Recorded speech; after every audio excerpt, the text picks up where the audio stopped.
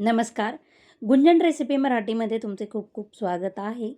पाहिलं ना, किती सुंदर असा कलर आलेला आहे आणि टेक्स्चर देखील. चला आज आपण पुरणपोळीची कटाची आमटी ही रेसिपी पाहणार आहोत. त्यासाठी हा व्हिडिओ शेवटपर्यंत नक्की पहा.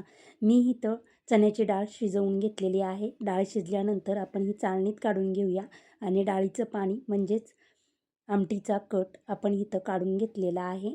आता यापासूनच आपण कटाची आमटी तयार करणार आहोत. त्यासाठी आपण सुरुवातीला एक मसाला तयार करून घेऊया.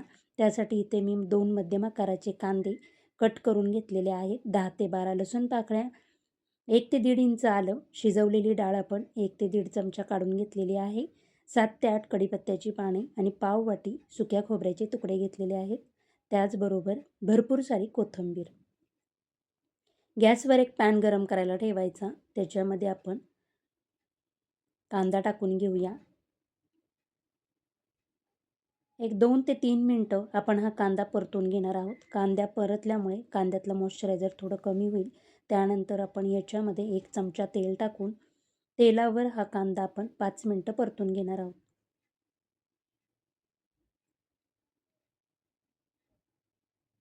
कांदा परतत असतानाच मी ह्याच्या पाकळ्या मोकळ्या करून घेत आहे. 5 मिनिटानंतर आपला कांदा परतला की यामध्ये आपण सुक्या खोबऱ्याचे तुकडे, लसूण पाकळ्या, आलं टाकून कांदा लालसर होईपर्यंत आपण हा परतून घेणार आहोत. जेवढा मसाला आपला चांगला भाजला जाईल तेवढी आमटीची चव छान येते किंवा भन्नाट चवीची अशी आमटी तयार होते. मी इथं कांदा खोबरं एकदम लालसर असं करून घेतलेलं आहे आणि गॅसची फ्लेम बंद केलेली आहे. गॅसची फ्लेम बंद केल्यानंतरच मी इथं 1 चमचा कच्ची बडीशेप टाकून घ्यायची आणि ही कांद्यामध्ये मिक्स करून घेणार आहोत. मसाला पूर्णपणे थंड झाल्यानंतरच आपण हा मिक्सरला वाटणार आहोत. आता एक मिक्सरचं भांडं घेऊन यामध्ये आपण जो भाजून घेतलेला मसाला आहे तो काढून घेऊया.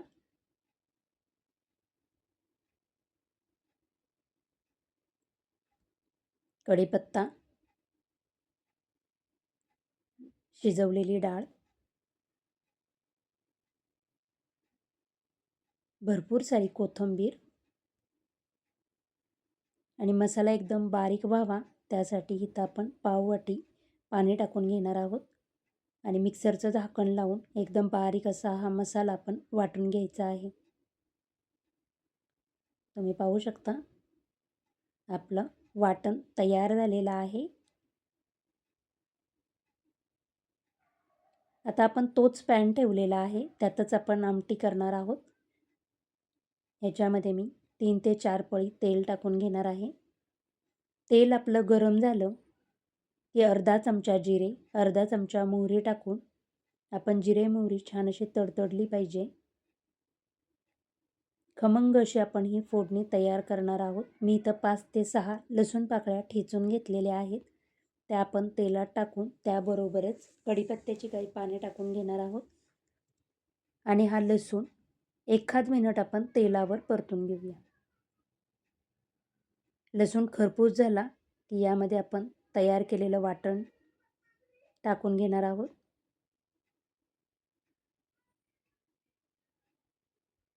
आणि आपण तेलावर हे वाटण परतून घेणार आहोत.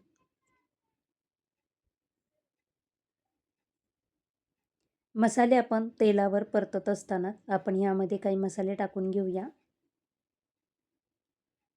आपण डाळ शिजताना हळद टाकलेली होती, त्या बेतानाच इथं पाव चमचा हळद टाकून घ्या. 1 चमचा लाल तिखट, अर्धा चमचा काश्मीरी लाल मिरची पावडर, ही फक्त आपण कलरसाठी वापरतो.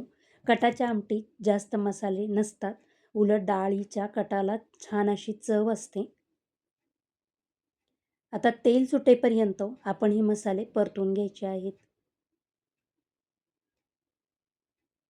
एक 5 ते 7 मिनिटांनी तुम्ही बघू शकता मसाल्यांना तेल सुटलेलं आहे, मसाल्याचा कलर बदललेला आहे.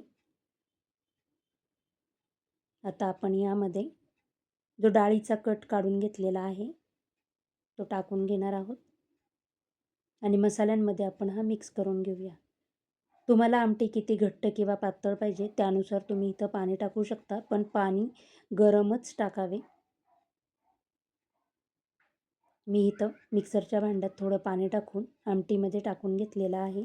तुम्ही बघू शकता डाळीचा कट टाकल्या मसाल्याला किती सुंदर असा आमटीला कलर आलेला आहे.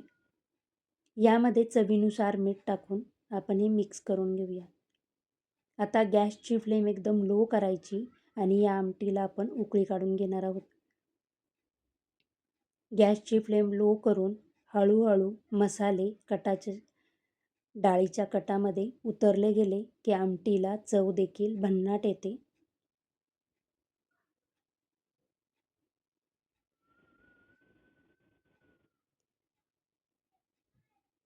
कटाच्या आमटीला उकळी येण्यासाठी मला इथं 10 मिनटं लागलेली आहेत.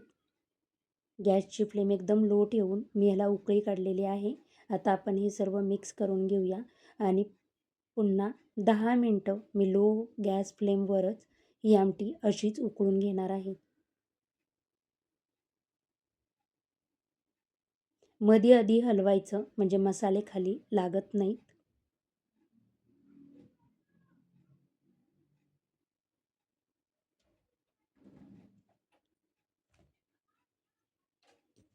मला इथे थोडे मीठ कमी वाटले त्यासाठी मी पुन्हा मीठ टाकून घेतलेलं आहे.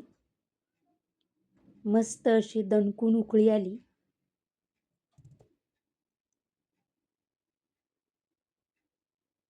की आता आपण गॅसची फ्लेम बंद करूया.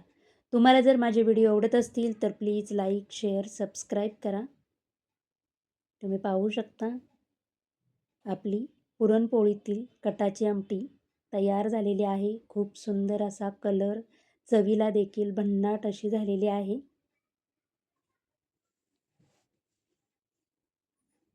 आपली पुरणपोळीतील कटाची आमटी तयार आहे.